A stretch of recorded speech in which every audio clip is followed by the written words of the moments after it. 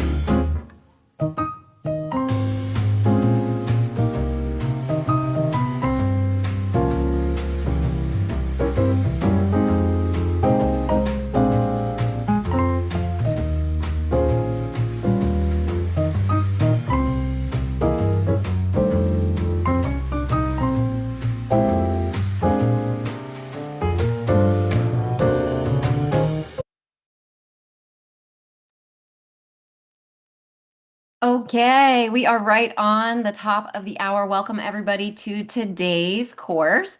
Let's be real, communication skills for school collaboration with myself. I'm Stephanie Michele Sweigart. Just a quick word from SpeechTherapyPD.com. Today's course is 30 minutes. It's offered for zero point zero 0.05 ASHA CEUs. If you are a part of the ASHA registry and you want your CEUs reported, you must have your ASHA number and address in your speech therapy PD profile. So please allow 1 to 2 months from the completion date for your CEU to be reflected on your ASHA transcript. This is also just a reminder that if you are joining us for this live course and your state license requires live CEUs, be sure to complete all sections of the course content page, including the one that says complete course, before the end of today on your speech therapy PD account.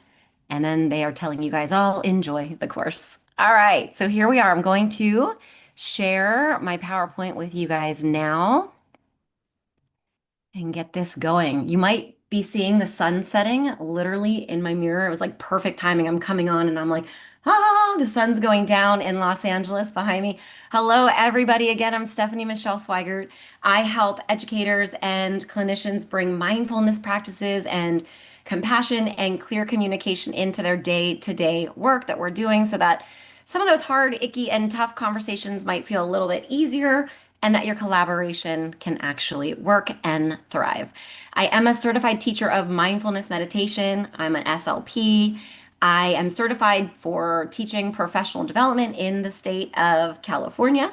I've presented at ASHA, so you might have seen me there. I've been there twice. I've presented at CASHA this past year. I do create digital courses and I do have an agency, Golden State Speech Pathology Services out here in California, where we contract to school services in Los Angeles and Orange County. If you do want to learn more about me, you can head over to my website at goldenstateofmindpd.com. All right, this is a brand new year. I'm so excited. Who isn't excited this time of year, 2026? I think it's the perfect time to really refresh, renew, maybe level up on some of your skills, and let's do it. Let's kick off the new year with some new strategies, maybe some stronger relationships, maybe a little glow up for our communication skills, because this course here, it's an intro. It's only 30 minutes, but it's all about sort of building a new mindset and new habits and providing you with some practical tools for really helping you navigate tough conversations that no doubt are going to come your way and to help you collaborate now with confidence and even lead with compassion. So let's make this year one where your communication actually works for you and for the people that you serve. Big thank you and shout out to SpeechTherapyPD.com for having me today. Jordan, who's on helping us with tech, thank you so much. Just so happy to be here. I have so much passion for this topic. I really do get revved up when I'm talking about it, and you might know that if you've heard me talk before, but this is, let's be real, communication skills for collaboration. And we're going to jump right in. I kind of mentioned some of my financial and non-financial disclosures that I do have an agency. I am paid for today's course. I do receive funds for selling digital courses. And as far as my non-financial disclosures, I am an ASHA and currently a CASHA member. You're going to see a QR code here on the side of the screen. So be sure to scan that. That's going to have, if you haven't already done it, it's going to have a workbook companion that's going to support this course and the podcast that carries on from our discussion today. So take a photo with your phone or your iPad or grab it later in the handouts. There is a handout for this. Whatever's easiest for you. Once you scan it, you put in your email, a link comes to your email, and voila, you have your workbook to support you. I do want this to be really interactive, so I'm so happy that there are so many of you that are here. So what I want you to do is I want you to give me a big all caps lock YES yes in the chat box right now if you've ever experienced a collaborative situation at work where you felt maybe judged, unsupported, maybe even blamed or criticized, whether it was passively or aggressively. Yep, Jennifer, Michelle. Yes, this is very, look at it. Ellen, everybody is shouting, yes, we have been there, done that. All right, here's another one for you now. I want you to throw me in all caps, oops, OOPS in the chat. If, no shame or blame in this, of course, if you've ever talked to a coworker about another coworker, a little bit of gossip, right? With maybe some blame or judgment or criticism. Throw me that oops if you've been guilty. Yeah. Melissa's like, I'm not afraid to say it. Been there, done that, right? And no shame, but or maybe if there was a moment where you thought, I said something and I really wished I didn't say that. Throw me an oops if you've been in that moment professionally. And again, so very normal. Leslie, yes, of course. Peter, yes, thank you. You guys are with me. Before we dive in, I want to kind of start by naming something that rarely, I think, gets said out loud in the schools. Most of us were not trained on how to navigate hard conversations, yet they take up so much of our emotional energy and they make IEP meetings feel tense or emails that kind of, sit in draft mode because you don't know quite how to respond or to say what you really mean, right? This happens. There's moments where you might leave work replaying a conversation over and over and over in your mind. It's making you feel crazy, and you might be thinking, why does this have to feel so hard? Why does this have to feel so heavy? If that's you and that sounds familiar, you're not doing anything wrong. What you're feeling, it's not even a personal failure. It's what I like to call a little communication gap. And that's exactly what we're here to talk about today. So this webinar, this little 30 minutes it's a little kickoff to the Morning Commute podcast, which is a space that I created for school-based professionals who really care deeply about their students and get that, and their sanity. So I want you to think today that this presentation is sort of the foundation. It's the mindset shift for everything that we're going to build upon in season 1 of the Morning Commute podcast through SpeechTherapyPD.com. And over the next 30 minutes, I'm not here to give you perfect scripts to tell you exactly what to say or to sit here and say, guys, just be more positive, right? But instead, what I want to do is really teach you this grounded approach or this way of communicating that is going to support you with being present, being clear, and being human and professionally human when you need to be, right? Because that's what we need to be when emotions are running really high. And my hope is that by the end of this little session today, you don't just understand compassionate communication strategies, but you start to hear conversations a little bit different, okay? Because once that shift happens, you can't undo it. You can't unhear it. And this is honestly where the real change begins. So take a breath. You don't need to fix yourself today. You just need to stay curious, okay? So let's begin because right now I'm going to show you now in our little time together. I want you to make a shift, okay? 2026. Let's make a shift moving away from always feeling angry or annoyed or feeling, sort of discouraged or frustrated with colleagues or, upset as a result of like engaging in these power struggles, because that's what they are, whether they're in IEP meetings or staffings or getting caught up in that cafeteria gossip and moving into a space now where I'm reclaiming my energy. I have more acceptance. I have more of this sense of community now and this sense of belonging and this connection in my workplace with the people that I'm with. And I'm going to have it living my best SLP life, OT life, whatever your role is in the school. That is what I want to teach you by giving you some very palatable, little bite-sized, broad strokes of compassionate communication strategies. So again, this is the foundation. And season 1 of the Morning Commute podcast is where we're going to take these skills into real life messiness, right? The IEPs that go sideways, the emails that you've sent that, you regret, moments where maybe you freeze up or those conversations that you wish you could redo. So this is the foundation, and we're talking about the world-renowned nonviolent communication process. This comes from the Center for Nonviolent Communication, cnvc.org. You can learn more about it here. You can also find local and regional NVC organizations in your area. And this work isn't about like, hey, let's become better at our communication. That's not what this is about. It's about becoming that person who honestly can just stay grounded when it matters the most, okay? Who do you want to be? 2026, who do you want to be? Who do you want people to see you as in the conversations that you're having? Who do you want to be once that conversation has ended, long after it's said and done, and you moved on? Who is the person that you want to be in other people's minds? Okay, that's what this is about. So in order to do that, we're going to talk about core principles of compassionate communication that are grounded in nonviolent communication as applied to school-based collaboration. We're going to talk about different strategies for remaining regulated and staying non-reactive. we can do it. It sounds hard, but we can do it. When we're responding to judgment and criticism or heightened emotions in these professional interactions that we're having. And we're going to talk about the biggest piece, the piece I want you to walk away with today that we can use anywhere in our lives, which is really the four-step framework to expressing our needs, listening with empathy, and learning how we can identify and share universal feelings that are going to support all of the collaboration that we do. So let's jump right in. I love starting with this little Cherokee parable. It is called Two Wolves. An old Cherokee chief was teaching his grandson about life. A fight is going on inside of me, he said to the boy. It is a terrible fight, and it is between two wolves. One is evil. He is anger, envy, sorrow, regret, greed, arrogance, self-pity, guilt, resentment, inferiority, lies, false pride, superiority, self-doubt, and ego. The other is good.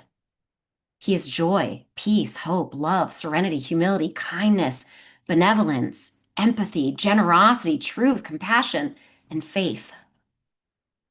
This same fight is going on inside you and inside every other person too. The grandson thought about it for a minute and then asked his grandfather, "Which wolf will win?"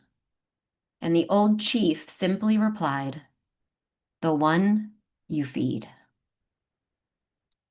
A few years ago, I walked into an IEP meeting with what we all do, a clear goal, right? We're going to bring the family and the school-based team together and we're going to support the student. And we're there to, share strengths and needs and plan interventions for this student and accommodations.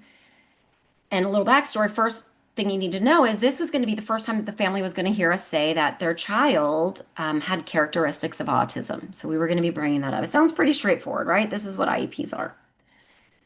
Only it wasn't, okay? So you've got a room full of professionals, each with their own experiences, own stories, own values, own perspectives, and something went terribly wrong, okay? Words were exchanged, emotions escalated. Everyone kind of seemed to have their own plan or agenda.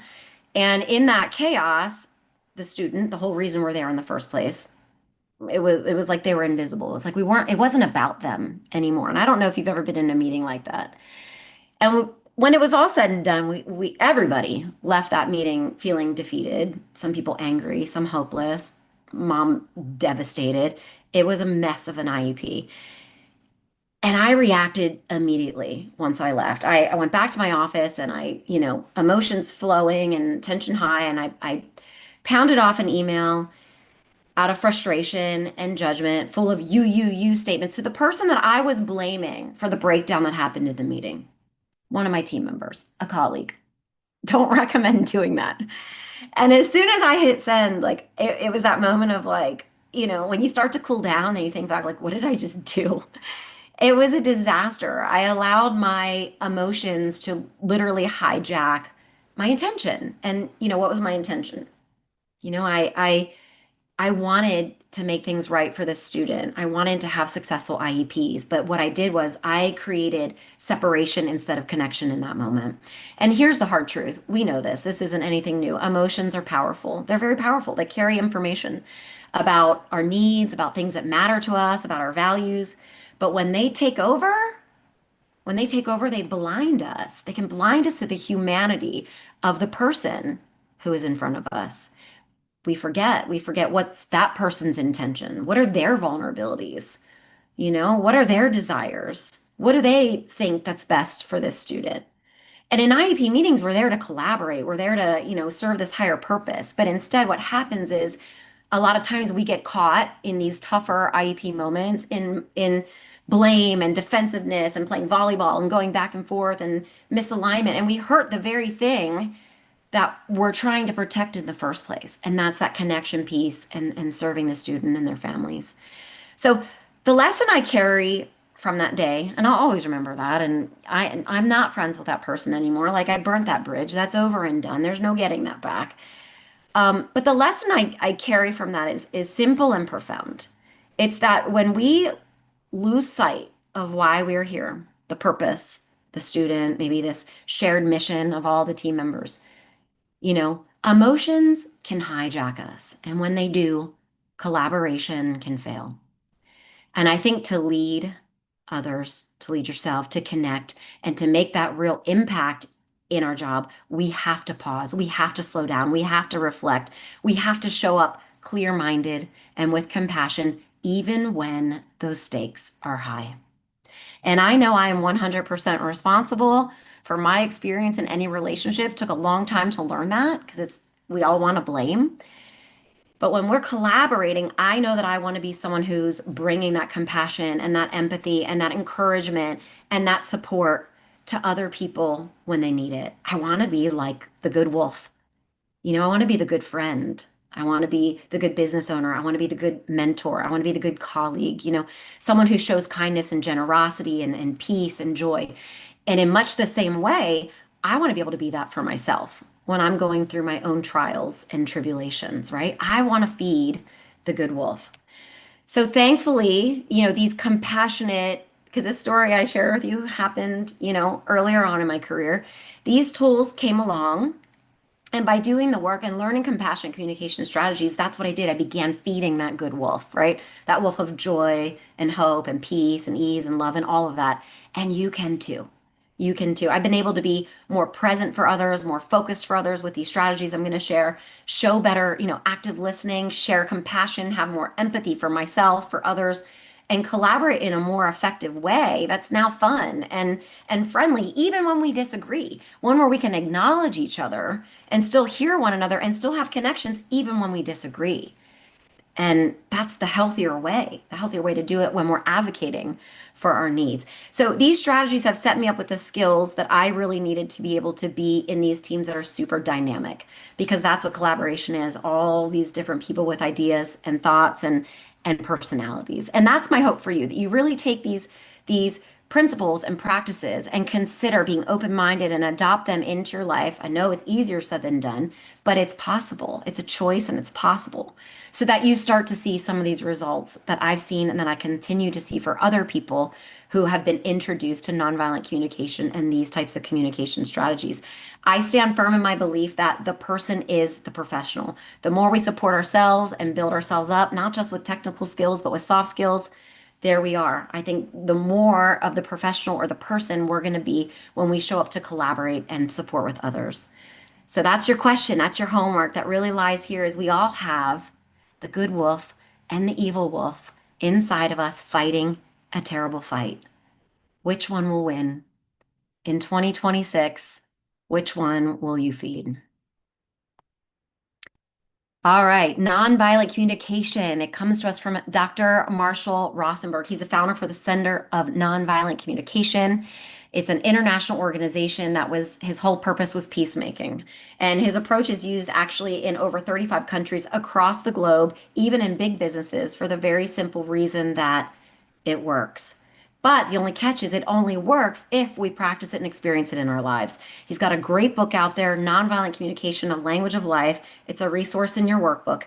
And he tells us in that book, most of us grew up in a way of speaking a language where we label others, we make demands, we compare ourselves or compare people to each other, we make judgments. And that kind of communication, it separates us. He calls it life alienating communication. And what happens is it leads us to words or behaviors that unintentionally harm others and ourselves. And you might be sitting here thinking, as some people do, and they've brought this to me, isn't nonviolent a strong word? My words aren't violent. But the point is even subtle language, what we say to ourselves and what we say to others can create hurt and pain and disconnection, right? It's harmful. So nonviolent communication, it gives us the tools to sort of break that cycle and communicate in ways that are going to connect us rather than divide us. Now, this is the four-step process. This is the biggest piece I want you to walk away with today that we're going to practice in all of our episodes moving forward in the podcast. But this is the piece I want you to hang on to that's in your workbook. All right, this is a language that connects us in our communication. And what it does is it builds our ability to support others through compassion and empathy. And we achieve this through the four-step process that's laid out on this slide for you. Observations without judgment, universal feelings, universal needs, and requests. We'll say it one more time. Observations, feelings, needs, requests. The one thing I want you to walk away with today. Observation, feelings, needs, requests. We're going to break it down. Okay. This four-step strategy or framework is going to guide us with reframing what it is that we want to say, our language, and also our listening, how we're hearing others. So we're moving away from all those habitual automatic reactions that are just stemming from our nervous system, that fight, flight or freeze. And we're moving in now and getting really clear, dropping beneath the words and what's happening in that communication so that we can have that wisdom and intention to make conscious responses that are based on now understanding and acknowledging each other and what's going on in the present moment. Okay. And that is tuning into what we're perceiving, what we're seeing, what we're feeling, and what we're needing. Okay. And you guys got this one step at a time. There's four of them. So let's talk about the first one, observation. We're all skilled in this area as clinicians, okay? We bring our awareness to what's going on right here and now in the moment. What am I seeing? What am I hearing? I'm using my senses to connect, okay? But the key to this is observing without mixing in our evaluations, okay? So we're moving our evaluations to the side. We're clearly seeing what is, like data points, right? Being aware of here and now without the judgment. So the importance of not mixing evaluations into our observations when we're communicating is because when we do, we're setting our listener like into a position where they could become reactive or defensive. Okay. And we don't want to do that. We want to be heard. We all want to be heard. Here are some examples so that you know what I'm talking about. This student is doing so well. There's a valuation put in that. Maybe someone else doesn't think they are doing well. Versus this student scored in the 82nd percentile for core language. You procrastinated on your part of the report. You can hear the shame and blame or judgment in that, right? How's somebody going to respond to that? Versus, if I'm mentoring you, you gave me your portion of the report the night before it was due. You're not being super helpful right now. Ouch. Okay, well, neither are you, right? You want to retaliate. You want to say something back. You want to defend yourself. Versus if we take the evaluation out of that and we say, I didn't hear any suggestions from you regarding how we should solve this problem. Number four, you're being disrespectful of our time. Versus you arrived 15 minutes after our meeting started. Number five, your IEP goal suggestions don't seem very appropriate for the student. This is very common. We hear this stuff, right? But it can put the listener on the defense. Changing that to just an observation, a neutral one. I do not see a goal for self-advocacy listed here. All right, I want you to jump into those chat boxes. We're going to get some experiential practice going really quickly so we can keep moving along. So if you weren't with me, come on back to your chat box. Here are some examples I'm going to give you of observations mixed with evaluations. So what I want you to do is, or observations or evaluations, and I want you to tell me what you think it is. You're going to throw an O if you think what I'm saying is an observation into the chat box. If you think it's an evaluation, I want you to throw an E in there. Okay, so let's get started and then we're going to rinse and repeat. Number one, each team member shared their assessment data. All right, let me see everybody over in the chat box. If you guys think this is an observation, okay, Cynthia says an observation, Ellen, Linda, good. All right, look at that, observation. If you said observation, we are in agreement. Number two, the parent is not flexible with my goal suggestions. Observation or evaluation, yes, Jenny, Ellen, Paulette, Linda, Jennifer, yes, Cynthia. Exactly. Evaluate. See, if you caught even one of these today, but it looks like you guys are catching all of them, you're already building on this skill. Okay. You guys can do this. This type of communication is for everybody. Let's move on now to the second step of the four-step pathway. And thank you so much for joining me in that chat box. All right. If you're ready for it, it's feelings. Okay. I don't know. Some people get a little icky when we talk about feelings. I don't want to bring feelings into work, but we must be vulnerable. But there's a way that we can be vulnerable. Okay. I know some of you might be cringing right now, wishing maybe some people at work didn't share as much of their feelings as they did. But what we're talking about is really honing in on a vocabulary of feelings rather than opinions. For example, instead of saying, I feel that this strategy isn't right, we would say, I feel concerned about using this strategy, or I feel worried about using this strategy. Okay. Do you hear the difference? Why? There are so many benefits, personally and professionally, when we're able to connect to others on the level of universal feelings. Again, we don't want to put anybody into a defense or reactivity. We want them to listen. And Dr. Marshall Rosenberg, and here are some of the basic feelings we all have. He says in his book, A Language of Life, that feelings are universal. It's something we all have, right? It's this universal trait that we're all born with, right? And we should be able to relate to one another on the level of feelings. And the more we can tune into what we feel, we begin to figure it out what it is that we need. Okay. So feelings lead us to needs. What am I feeling? If I'm having a pleasant feeling, my needs are met. If I'm having unpleasant feelings, there might be an unmet need happening and I need to get to that, right? So let's look at some. Amazed, fulfilled, joyous versus hopeless, impatient, irritated, sad, uncomfortable. So many more of those in that QR code, in that workbook. And these are going to help you with your emails, your text messages. And I'm going to tell you why, Stephanie, I know feelings words. I don't need to look at the chart to know feelings words. Well, let's see, because I want to show you some examples. Let's go to this next one. Identifying and feeling, expressing feelings. Pop back into that chat box because we're going to try to guess right now if these are feeling words or not. If it's a feeling word, I want you to just say yes. If it's not a feeling word, I want you to say no. We're separating feelings from opinions. Okay, number one, I feel like no one responds to my suggestions in team meetings. Does that sound like a universal feeling? All right. We've got some mixed. All right, good. I like that we're getting some mixed answers. Good. Food for thought. Okay. Some people are saying yes, some people saying no. If you said no, we would be in agreement, and here's why. This is an opinion. I feel like no one responds to my suggestions. Is no one responding to my suggestions a feeling word? Maybe not. What if we change it into I feel irritated that the room is silent after I make suggestions for services? Irritated is a universal feeling word we can all relate to. Let's go to number two. I feel really sad about how I spoke to you in the collaboration. Let's see, yes or no. All right, we've got more consistency in the answers here, and this is a yes. Yes, I feel sad. It's not an opinion there. It's not. I. Anytime you hear like, I feel like the world's spitting out from under my feet. I feel like this day is never going to end. Anytime you hear something like that, it's more of an opinion than it is a universal feeling, and that's why that word bank is so great. Let's move on to the third step of the fourth step pathway, which is needs. All right, look at this, guys. You guys got this. These skills aren't just for calm people. You guys are capable. All right, Marshall Rosenberg, he points out, I love this quote, by the way, that think about this, every criticism, diagnosis, judgment, and expression of anger is a tragic expression of an unmet need.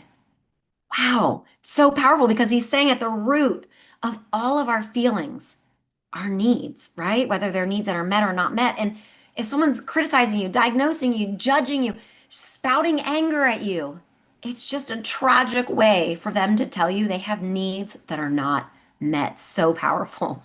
So for example, if you say to your partner when you get home from work, my principal just doesn't understand me and what my role is as an SLP, this can kind of sound blaming against the principal, right? True or not that it may be in your mind, but what it really stems from is for a need maybe to be understood or recognized or be seen for who you are professionally, what you bring.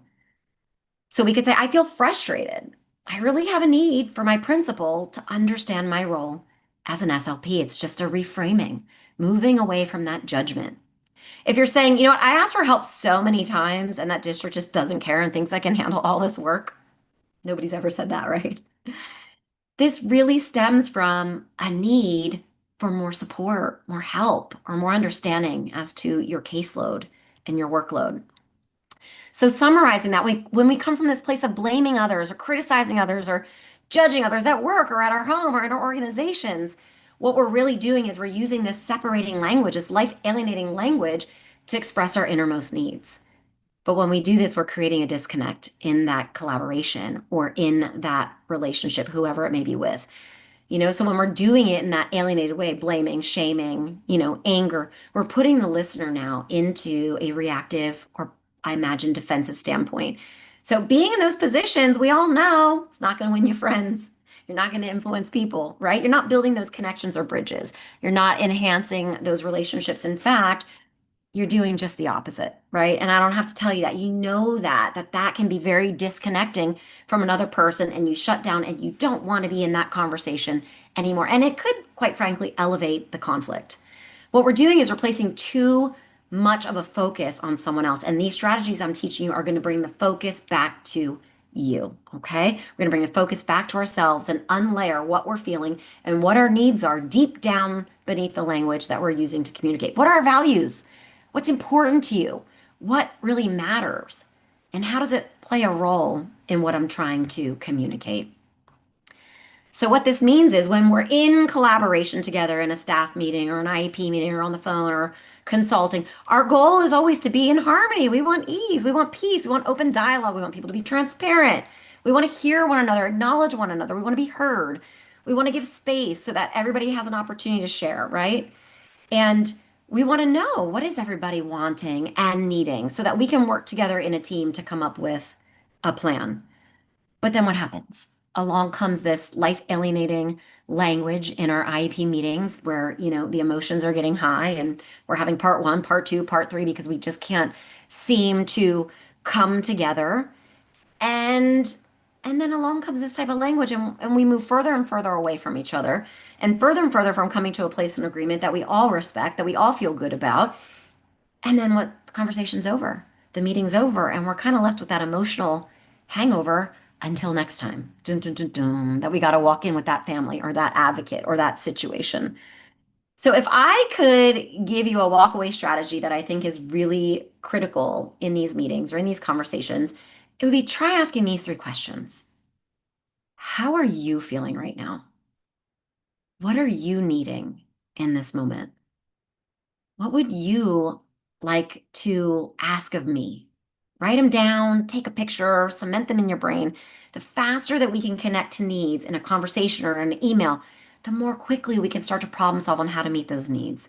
And we might not always be able to meet all those needs, right? But it's much better to be able to see the needs, to know what you're working towards, rather than spending a whole bunch of time and resources and energy going back and forth in a place of negativity, not even trying to understand where do we want to go together, right? Maybe those 4-hour IEPs could be 2-hour IEPs. So here are some universal needs that we all have, again, in your workbook for later reference. But, we have things like harmony and order and peace and reassurance and support, understanding, love, respect, collaboration, education. All of these things are needs that we can all relate to. Everybody on this class right now can say, hey, I can find some needs in there that I've had in certain moments, in certain places. Hop back into that chat box. We're gonna make this interactive again for a minute. And what I wanna do is I wanna give you just a few examples and see if in these examples, if you guys might be able to connect to maybe some of these needs that might be, lying under the messages that I'm sharing. If you think you have like one word or a phrase you wanna throw in, don't be shy, go ahead and do so. There's no wrong answers. We're just practicing.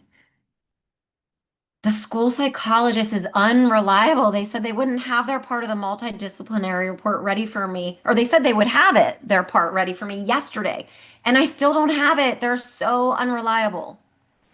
Go into that chat box. What do you think I'm saying when I'm saying that that psychologist isn't reliable? They said they'd have their report for me. They didn't have their report for me. Ah! And I'm blaming them and I'm judging them. What do you think it is that I'm needing in that moment? Consideration. Thanks, Ellen. Yes, I might be needing some consideration of my time and my efforts. Exactly.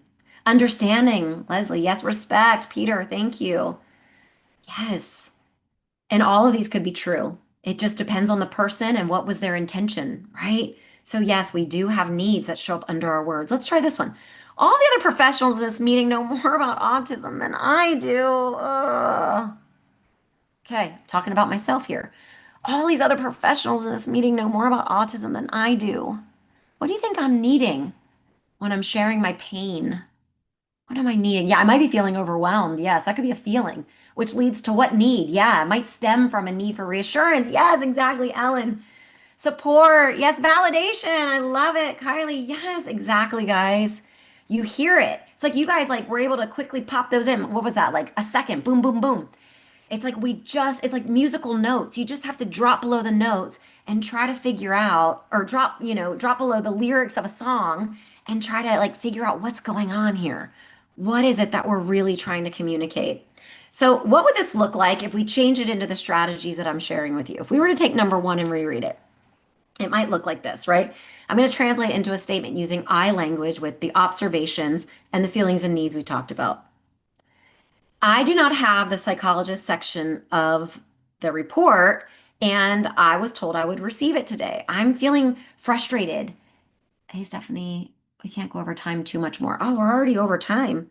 Oh my goodness, that was a fast half hour. Okay, guys, we are coming to the end. Yes. Okay, so I do not have the psychologist section of the report, and I was told I would receive it today. I'm feeling frustrated and I'm needing more dependability. Perfect.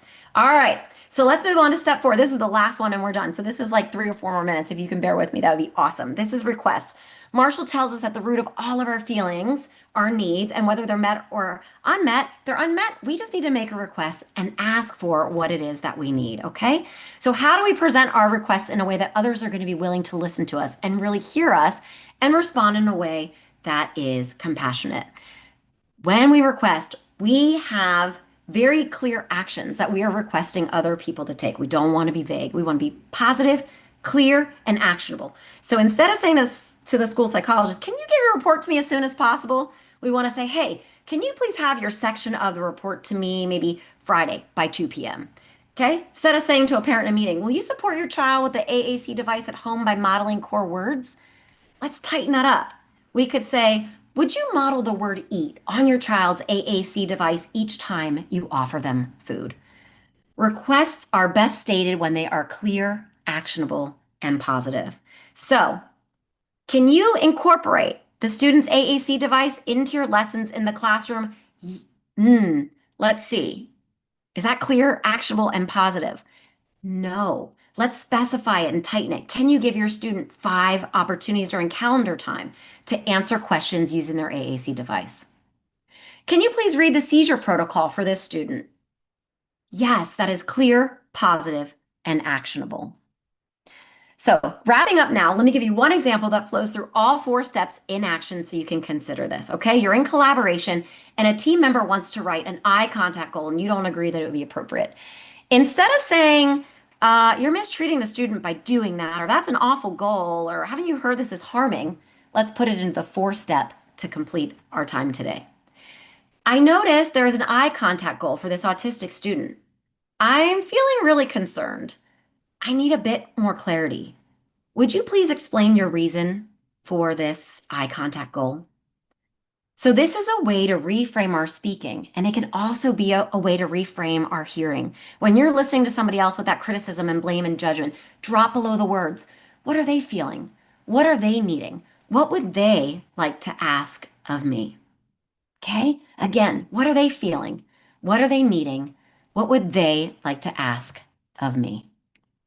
All right. If you're thinking, Stephanie, I'm not going to remember all 4 of these steps from just this 30 minutes, good. That means you're human. Season 1 is going to be all about practicing this imperfectly and not mastering it. It's going to take time. It's going to take practice. You're going to make mistakes along the way. But like anything else, for 2026, you're going to construct a new and healthy habit. It can be done, guys. And one day you'll see the fruit of your labor. So today, my hope was really about just building awareness for this exercise of compassionate communication, observations, feelings, needs, requests. And later episodes in the Morning Commute podcast that starts on January 19th of 2026, we're going to jump into application, repair, leadership. We're going to unpack all these broad strokes and go a bit deeper into how we can use them in our mentoring, our IEP language, and so much more.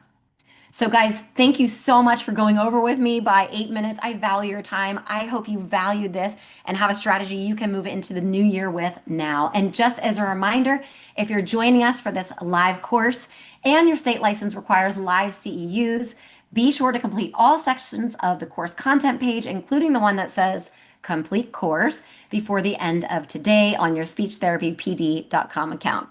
Thank you, everybody. I love that you were in the chat boxes too. Thank you for your time. Blessings to all of you out there in the field making things happen. Take care.